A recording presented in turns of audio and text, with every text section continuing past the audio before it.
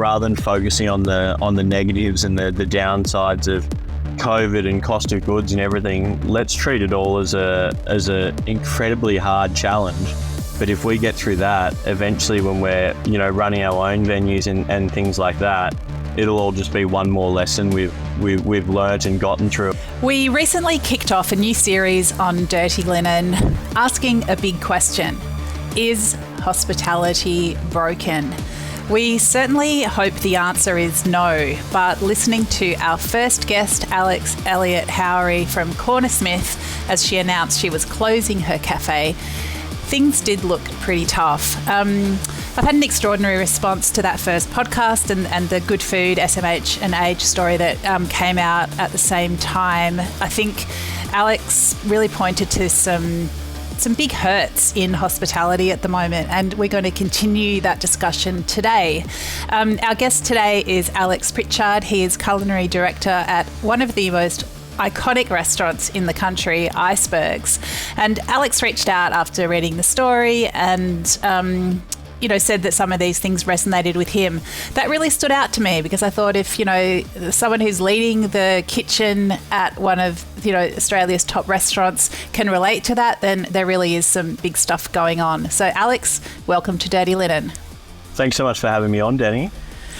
So are things harder than they used to be for you at Icebergs? Yeah, look, I think definitely. I mean, there's a number of different things playing into it, but overall, working now compared to 5 years ago in this role is so much harder across the board, and also it's harder to, I guess, inspire people to see a future in owning a restaurant or a hospitality business now than it ever has been before. That's really... I clutch at my heart as I hear you say that, because I know you're such a big believer in mentoring young talent coming through, and such an advocate for hospitality as an industry. So yeah, this is going to be a big chat. Tell me some of the things that are harder. What's making it harder? I guess, look, in terms of day-to-day business of a restaurant, everyone's talked about the different cost factors, and there are some good, some bad. A huge one's obviously the change in staffing and work conditions and things like that, which are phenomenal changes that were so well needed in the industry. But then that coupled with, businesses having 3 years of back debt from COVID, increasing rents, increasing cost of goods. These are all things that, everyone in the industry is constantly talking about, but it does just get harder and harder and harder as things go on. And then the challenge with staff is the money's there and the conditions are great and stuff, but it's tough to inspire people to go, okay, how do you see a future here? Even myself, after 15 years in the industry and working at such an incredible venue and be able to make all these amazing connections, I would struggle to be able to say I'm confident I could open a restaurant in Sydney in the next few years. Wow. No one wants to remember COVID, talk about COVID, think about COVID. But I think there is a bit of a perception among the general public that restaurants were given a massive financial assistance through COVID. They were sort of nestled through and, it all worked out okay. But, do you want to do a bit of myth busting around that and also talk about some of the emotional hangovers? Well, I think a big part of COVID is obviously people seem to forget that going into COVID was the start of a huge staffing shortage in the country. So during COVID, anyone that's a business owner, and I think I can talk to this pretty well because I don't actually have skin in the game. I'm not a restaurant owner trying to stick up for restaurant owners, but my experience and from friends that are restaurant owners is everyone did as much as they could to try and look after their staff and hang on to them, because obviously it's the right thing to do. But past that, they needed to have people on the other side to be able to open the doors again. And in doing that is just a very, very real cost to business owners. And that's not even taking into account things like, paying full rent that whole time. I don't know many hospitality businesses that actually got a real rent break at all. And then coming out the other end of it, having such huge increases in cost of goods and wages and things like that, it's kind of like everyone expected restaurants to open back up and breathe a huge sigh of relief and, cash start flowing again, and you can catch up on a couple years of closure pretty quickly. But that just it hasn't been the reality for most restaurant owners, I don't. You mentioned staffing, and when you talk about changes, what I'm thinking you're pointing to is that there's been more of a culture of people not working too much over the hours, so people are working to the award, and wages have also gone up in alignment with the award. But if you're struggling to make that all work, what I'm assuming people do is not have as many staff, and then those staff that are there, even though they're being paid properly, there is a lot of pressure. And perhaps one thing that I've noticed as a diner, people are perhaps promoted above their abilities. Their careers are sort of rushed a little bit to everyone's detriment, I think. I mean, are these the kinds of things that we're talking about? Yeah, look, I couldn't agree more on that. And I think, look, there's two factors we need to be realistic about. One, how do you say to someone that, say I've got a chef de partie or a line cook at Icebergs that's then been offered a job somewhere else, maybe not quite at the same level, who knows, maybe it is, as a sous chef, and they're getting paid 20 grand more a year. Even if that person isn't actually ready for that role, or they would probably personally prefer to learn a bit more or grow and progress, how, when you're struggling to pay rent, do you then turn down an extra 20 grand a year for the, I guess, pipe dream, if you will, of, oh no, look, I'll stay here, I'll progress the right way, I'll learn things the right way, and then I'll be rewarded in 5 or 10 years' time? Yeah, it's such a tricky bind, isn't it? Because, we talk about costs rising for restaurants, but of course, cost of living increases impact hospitality workers just like they do anybody else, especially in a city like Sydney, any of our big cities. If you found a place to rent, the rent's probably kept going up. So, yeah, people are really caught in a bind, as you say. Yeah, I can't see an easy solution to it. And look, I've had the case many times where I've had people that love working in Icebergs, love learning, and want to be able to progress. But the realities of their day-to-day life is, if there's a higher paycheck there, they do need to be able to take it. And I think one problem is, and it's a bigger problem overall, but everybody is so linked to this instant idea of social media and things like that now, that everyone's got this idea of instant success, rather than, as an example, what I had to do and what most other people in the industry in my role had to do is, you finish an apprenticeship. I then started a pastry apprenticeship straight afterwards. I then worked as a chef de partie for a few years, and then after spending a lot of time at the bottom, the progress from there was very quick because I had a good base. Whereas I think now I'm seeing, people finishing their apprenticeship, if they even start one, and going straight into, chef de partie roles, just because there is the desperation for those people. And what difference does that make, in a restaurant, to the way it feels, to the kinds of choices you make in terms of what's on the menu, and just like rolling that forward, what difference does it make to restaurant customers? Well, I think when the staffing shortage first started in Sydney, it's where we kind of saw that trend of people using incredibly luxurious ingredients with minimal intervention. And I believe that was because of, a gap in obviously staffing and also skill level. I think Mark Best said it best when he said something along the lines of, the truly great mark of a phenomenal chef is taking the humble carrot and turning it into something incredible and amazing. It's pretty easy to put lobster or wagyu on a plate, and provided you don't stuff up the process in between, it's gonna sing. But I think a lot of people kind of leaned on those luxury ingredients and the lack of staffing skill. Only the challenge we've got now is those ingredients are now costing so much more across the board that I worry that we're getting to a point where we've got chefs that are possibly underskilled or perhaps in positions above their skill level. And then at the same time, we're also going to be running into a position where people can't just keep affording to throw, a Wagyu T-bone on the menu for $400 and hope people love it. Yeah. Where's my caviar? Yeah, exactly. So, as you mentioned, you're an employee, not an owner, but so many people in head chef roles, that's the dream. One day they're going to have their own little restaurant. What are some of the things that would make you, I guess, either pursue that or to just put pause on those ambitions? So I think there's two separate ideas in it. Look, I'm pretty lucky that my wife and I moved down to Gerringong on the south coast in New South Wales, maybe a year before COVID.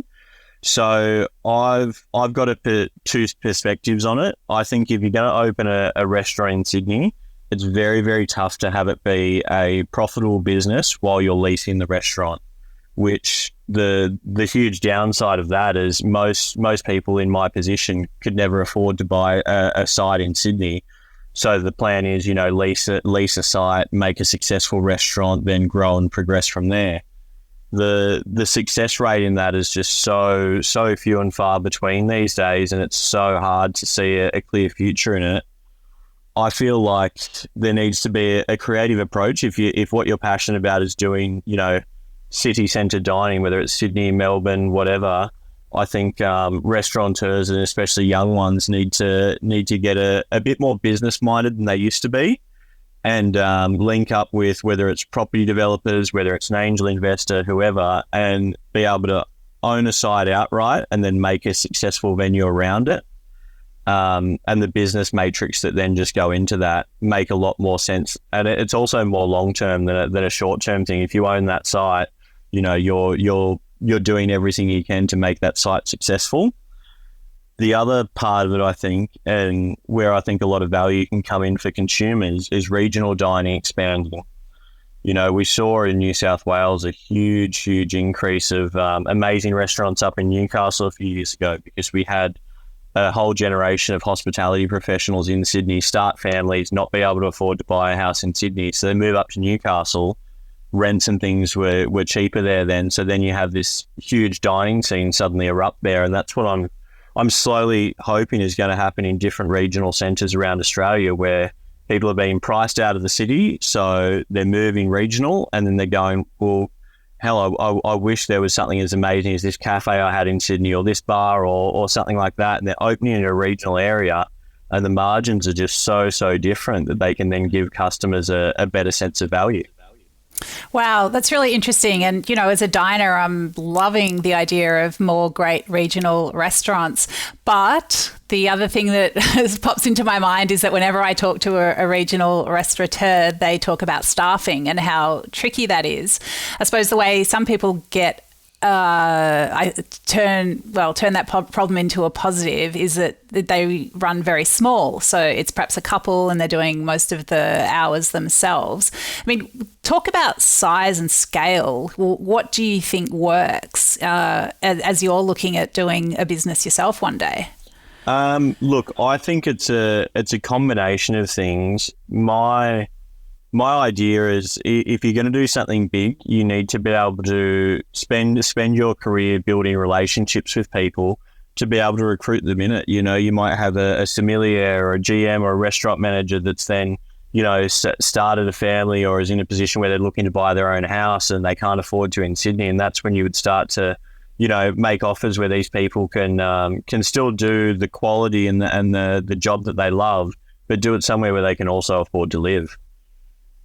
And past that, I think also finding ways to make things, the regional farm work for visa workers, I think is a good thing, obviously, because we don't, there's parts of it that are taken advantage of. However, I think overall it's a positive thing. But I see it in restaurants where I have, incredible chefs or wait staff or managers that then need to go and do their farm work, and they're out, picking bananas in regional centres instead of working in regional restaurants. And I think the more dining options that do open up in regional areas, I think we can probably get to a point where, say I've got an incredible chef at Icebergs that's, needing to do their farm work. All right, sweet, I'll call up Troy from Muse and go, hey, mate, I've got this chef that needs to do their farm work for 3 months. Do you want to take them on?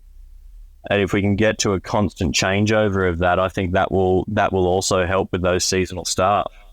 Yeah, that's really interesting because I think there are pathways for sponsored workers to do time in regional restaurants, but the working holiday visa, as you say, it's strictly agricultural.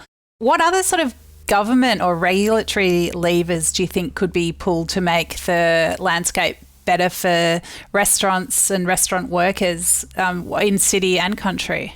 Look, it's a really tough one, and I definitely don't want to pretend I'm a politician with the answers, but look, taxes do play a huge part of it. I mean, you see in America across the board, I mean, liquor isn't taxed anywhere near as much as it is here, and restaurants over there can offer better value on food product because they make so much on alcohol. You know, a bottle of vodka over there costs $10 versus 50 or 60 here.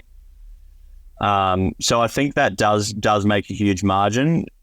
However, I do think there is risk involved in it. If we start trying to say, all right, let's drop the taxes on alcohol purchases as an example, I think it opens up holes in other areas. I don't have an easy solution. I think local councils in regional areas could definitely make things easier.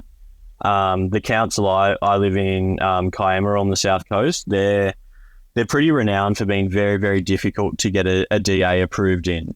And if you imagine you're a young couple or a restaurateur that's, you know, solely spent most of their career in hospitality, not in building and council processes, the idea of doing a DA is either a huge cost or this daunting thing that you just can't possibly understand. I think local councils could make friendlier ways to be able to assist restaurants in saying, hey, look, we're not trying to shut the doors on liquor licenses or DAs or anything like that, rather than it being a guessing process of, oh, do I just put my liquor license in with this and it might get declined or knocked back? I think their attitude should be, hey, we want venues to open down here. Come to us and tell us your idea and we'll tell you what we think is possible. Yeah, more of a conversation. I mean, it's really interesting you say that, and you said earlier for young chefs or aspiring restaurateurs to be more business-minded. I think, you know, the romantic dream has to be paired with some nuts and bolts these days, doesn't it?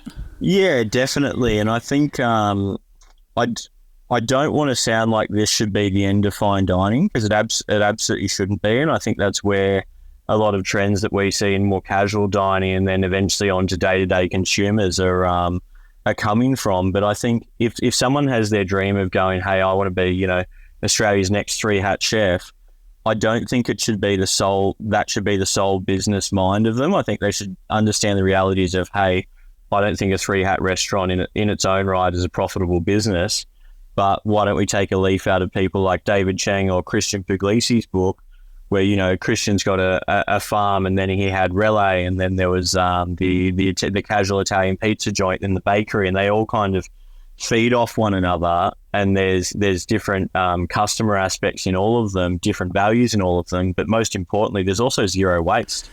Yeah, that's really interesting. I mean, it's something that does come up again and again, whether it's for an individual or a business. You just have to have multiple strings to the bow.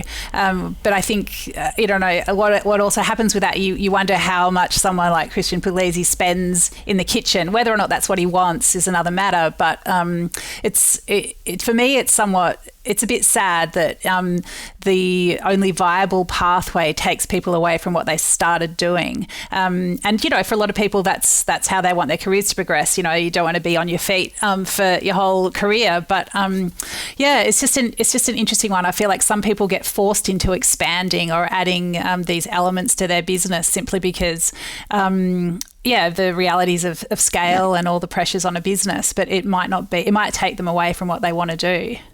Yeah, look, I agree completely. I think that's where people do need to make that conscious decision of, all right, is being the experimental ultra fine dining chef really what I want to do, or would I be more happy, you know, opening a casual eatery, doing food that I love and taking things that I've learned over my career and being able to have more of a balance. And I think the other part of it as well is, if you are one of those people that does want to combine a balance and have multiple venues, I think someone that does it phenomenally is Federico from Lumi.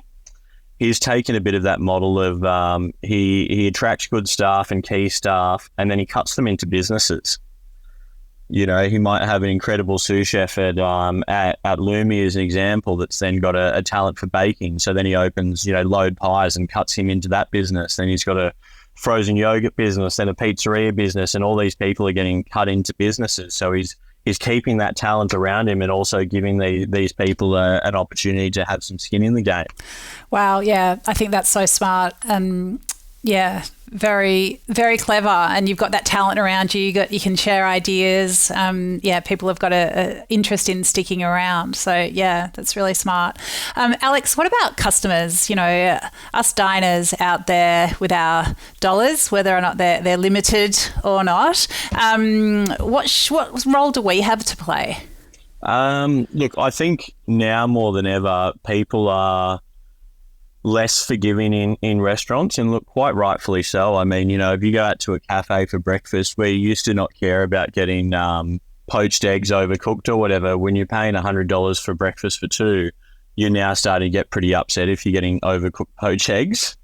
And that just kind of flows upwards from there where, diners now more than ever, they're seeing everything on Instagram in this polished image that's portrayed by venues, and then if they go in and it's not exactly that and they're paying for it, they will get quite upset. And I think it would be good for diners to choose a bit more with their pocket and spend less on the average things and forgiving them and more on supporting the people trying to do things right. Yeah, I hear what you're saying. And I mean, what about, I don't know, perhaps not at Icebergs, but I do have a lot of, just conversations just with casual mates or whatever. People are talking a lot about the price of dishes in restaurants. I mean, do you think people, and it's so understandable that people are watching what they spend, so many people are struggling with a massively larger mortgage than it was a couple of years ago, for example. But do you feel like, the realities of what restaurants are going through? I mean, should diners care about that, or is it just about having a fun night out? Look, I think it would be good if people went in with their eyes open. I mean, you see diners go to some venues and look, people in the industry can see it, and you go, these people are getting absolutely ripped off, and they're perfectly happy about it. I think it would be good if diners more than ever did choose and try and support the people doing things right, because ultimately if they don't, they will eventually disappear. I mean, I had a discussion with a food blogger the other day about a fish and chip shop that had opened on the South Coast, that was serving locally sourced fish and chips fried in beef fat made from potatoes in Robertson, and it was still what I would consider a affordable takeaway option for dinner. Is it more expensive than a fish and chip shop using, imported shark meat? Yeah, definitely. Is it cheaper than going out to dinner or a pub? Yeah, it still is. So I think having people understand that, let's make these choices as educated decisions. And I think also telling people there's other ways to save, let's get them connected a bit more to produce and not being price gouged in supermarkets. I mean, go and buy from a farmer's market and things like that, cook at home 5 days a week, and then you probably can afford to go somewhere a bit nicer and a bit more enjoyable and make those choices. Yeah, I really love those 2 points, Alex, because I think what you're pointing to is, that connection that we have as a society. Like we're part of all these different food systems, social systems, and the more engaged we are with the pressures and realities of those systems, the better choices we can make. For everybody's benefit, hopefully. Yeah, exactly right. And I think I do think we're doing in restaurants now more than ever. I'm trying to, for a long time, a number of restaurants have been, working with individual farmers and growers. But I think where possible, if we can try and connect and remove a middleman of a markup, we can give better value to our customers. As an example, I get fish from Chris Bolton, who's an incredible fisher up on the Great Barrier Reef. I buy it direct from him, deal with the air freight and pick it up from the airport, and I'm ending up with, coral trout and saddletail snapper and all these incredible fish for $10 or $20 less than what I'd pay from a wholesaler at the fish markets, purely because it hasn't gone through that extra set of hands that wasn't necessary. And that's then allowing me to give a better value to my customers, and also for producers and things like Chris. they're actually getting more money as well.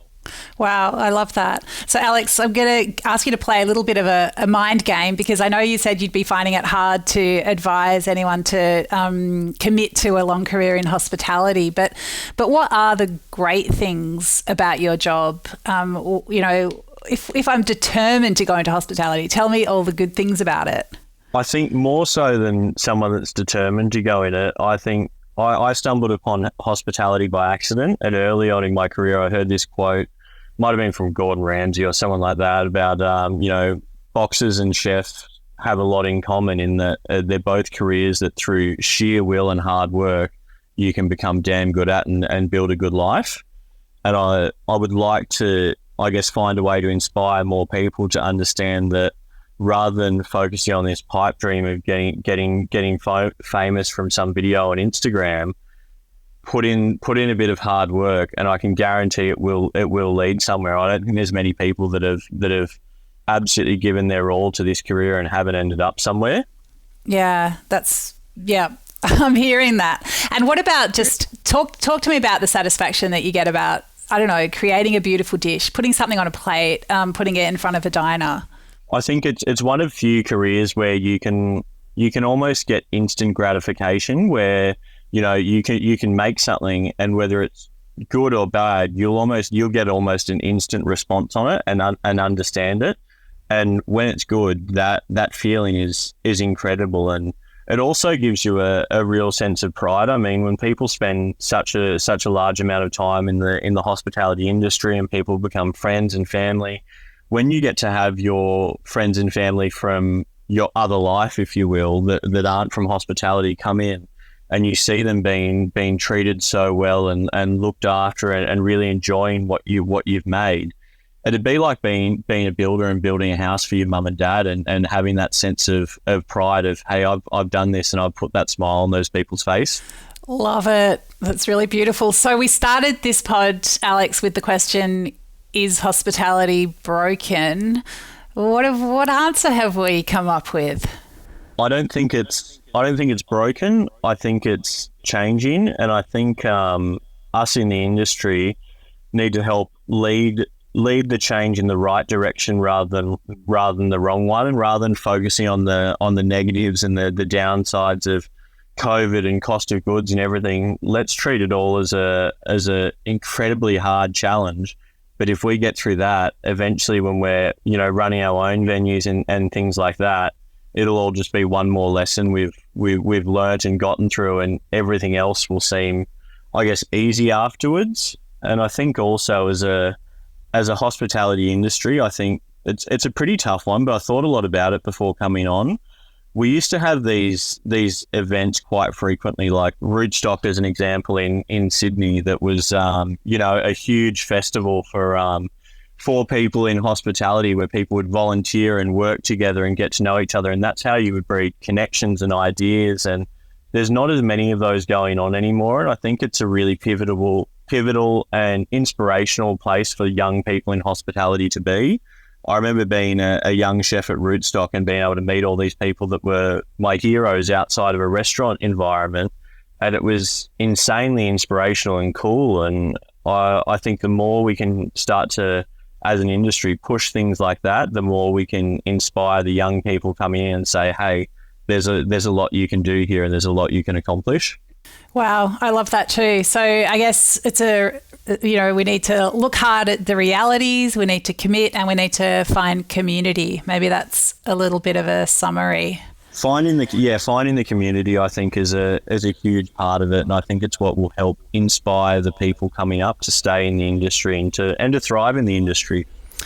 Love it, Alex. It's been an incredibly rich conversation. You've obviously, you live and breathe this, and you've thought so hard about the state of the industry and what can be done to make things better for your own career, but also for those coming up after you. So thank you so much for sharing with us today. I feel like, this is going to be a really important chat, and people will come away feeling inspired. So thank you so much.